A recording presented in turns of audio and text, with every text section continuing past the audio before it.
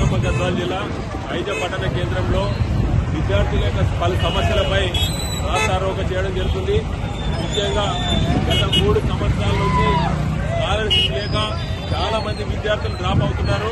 దీనివల్ల పొలంపాట చిన్న వయసులో పెళ్లిళ్లు చేసి వాళ్ళ యొక్క బాధ్యతలను పెంచుతున్నారు.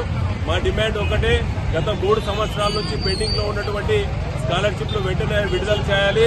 అదేవిధంగా ఈ యొక్క ప్రొఫెషనల్ కోర్స్ అయినటువంటి ఇంజనీరింగ్ కానీ వృత్తి విద్యకు దానికి సంబంధించిన రీఎంబర్స్మెంట్ వెంటనే విడుదల చేయాలని భారతీయ జనతా పార్టీ తరఫున డిమాండ్ చేస్తున్నాం. గతంలో బీఆర్ఎస్ గానీ ఇప్పుడున్నటువంటి కాంగ్రెస్ గానీ కళ్ళబొల్ల మాట చెప్పి అధికారంలోకి వచ్చి ఈ రోజు ఒక విద్యార్థుల యొక్క భవిష్యత్తులను పూర్తిగా తుంగలు నొక్కుతున్నారు. వెంటనే వీళ్ళ యొక్క స్కాలర్షిప్లు వెంటనే రిలీజ్ చేయాలి. గత 3 సంవత్సరాల నుంచి పెండింగ్ ఉండడం వల్ల విద్యార్థులు చాలా నష్టపోతున్నారు, విద్యకు దూరం అవుతున్నారు.